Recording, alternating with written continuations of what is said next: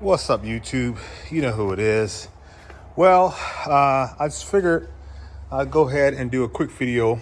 I'm going to show you guys a new tool as well for the tool lovers.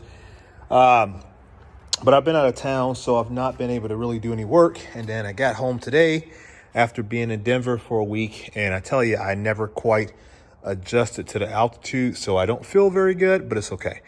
So I did still come outside and do some work, and that kind of looks blurry. Hang on a minute here. Yeah, so what we got, I got a radiator in here.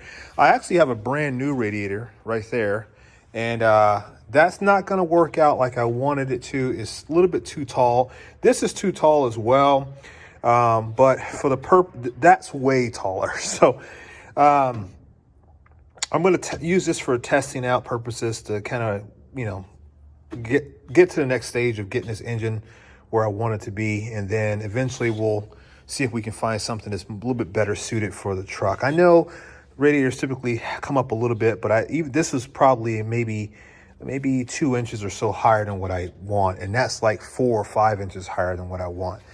It's just because it needed to be more narrow and a little bit taller as opposed to wider and shorter. It's whatever. So what do we do today? We got the belt on. I went and got a new belt today. I've been procrastinating on getting that done. I don't know why, but I did. But I got a new belt on there. I've got the power steering pump or the reservoir I'm trying to figure out where I'm going to have it placed. I wanted to get everything in. I got a fan on there as well. I tested the fan. The fan does work. I still got to do a little bit of more wire management. I still need to work that out. I did run the engine today. I was playing around with the mass airflow sensor. I'm still having issues with that. It's kind of hanging down there right now.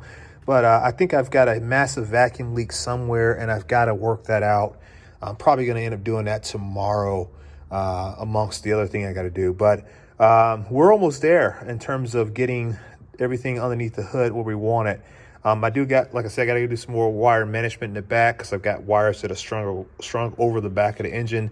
They need to be removed or mounted differently, and so we're going to do that tomorrow as well. I have some gauges. I got my temp sensor hooked up. I've got my do I have my oil pressure sensor? No, I don't have the oil pressure sensor made up yet because I need to get the copper line. We're going to go with like a pressure base as opposed to electronic base one. So I got to get that done tomorrow as well. I am going to go to the junkyard. I got to figure out what happened to this headlight. I had this headlight in here, but it was working. And then all of a sudden now it is not working. So I don't know what happened, but it stopped working. So I don't know. Got to figure that out. But I need the bucket for that. There's a bucket or a little puck that goes in there, and I need that. And you can see I've got it. The headlights are indeed working on there. I just don't know what happened to this other side here. So that's weird. I don't know if it burnt out or what, but it is not working anymore. The other ones work fine. And then the parking lights, I got to figure that out too, because they're dim. They were a lot brighter the other day, and as you can see they're not bright now. So I don't know if there's a ground issue or what, but we've got to play around with that tomorrow too. I don't know what could be causing that. Let me see here. The wiring is hot. The wire should not be hot. I wonder what is that all about. So something's wrong because those wires are hot, like physically hot. Well, they're warm. That ain't good. So something's wrong. We got to figure that out. I don't know. So, but we're getting there. I got that needs to be pushed in some more. Okay. Anyway, these lights are based upon grounds. So they have to have contact with the metal in order to be grounded, and then they work. It's not like your traditional wire or lights today. So, but they were really bright the other day. So I don't know. I got to play around with it to figure out what's going on. So we'll probably end up doing that tomorrow as well. Try to get caught up on some things. And then I'm not going to show you inside the cab because I got to get all the wiring mounted. But I didn't want to finish any of that until I had all of this figured out. I did get the firewall cleaned up. You can see it's got it's been clear coated. And that's the original color of the truck. So that looks really good. Happy to get that done. So let me see here. What else? Oh, and the new tool I've got is from Capri Tools. It's their vacuum brake bleeder. I don't necessarily know that I showed this to you guys.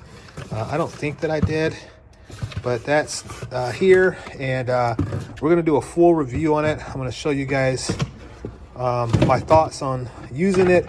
I had the old Matco one back in the day. If you guys recall, when Matco came out with one, I had it. But I'm going to try this one out tomorrow because I've got the brakes all set up in the truck. Everything's wired, everything's plumbed. So we need to go ahead and get the brakes bled and get that finished up. So that's on the agenda for tomorrow. It's 10 o'clock tonight, so I'm not going to be doing very much of anything else tonight. That's going to pretty much complete it. But I just want to give you guys an update as to where we're at. Like I said, I've been gone all week, and I'm finally back home now. So I'm going to try to get some things rectified and get some things moving forward. So if you guys are checking out my friend's channel, Amateur Hour Restorations, Herb is he had surgery today. I spoke to him earlier. He is I think he should be home now. Probably should give him a text. I'll text him tomorrow. But he had back surgery, and he's home now. So if you guys are into his content, go over there and just tell him what's up. Let him know you're thinking about him, and just following up on him. Make sure he's doing good. So that's what I intend to do. But yeah, we're going to do the Capri review tomorrow on the brake bleeder. We're going to do all the other engine stuff and get that all caught up. And then we may do a pawn shop run too. I'm thinking about going to a local pawn shop and seeing what they've got. And maybe I'll take you guys along for that. So, but other than that, that's pretty much it. Oh, I did sell some more tools. I was getting pulling together some funds to get the shifter and all that kind of stuff taken care of. So that looks like that's going to work itself out. Those tools are gone. I'm dwindling down, man. I've got so much stuff. I don't need everything, right? I've gone years of having a crap ton of ratchets and stuff like that. And so I still got a lot, but I have backed down the amount, and I'm happy that I did that.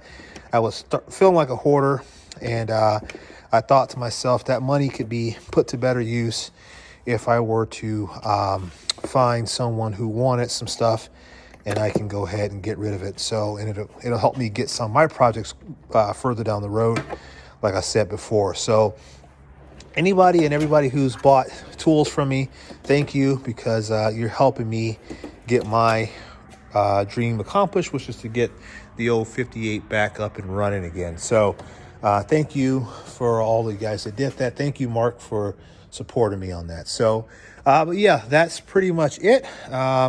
And the toolbox is a mess. It's going to stay a mess until we can get this truck moving under its own power and transmission. So, all right, guys, other than that, that's all we got for tonight. Hope you liked the video. Catch you guys on the next one. Peace.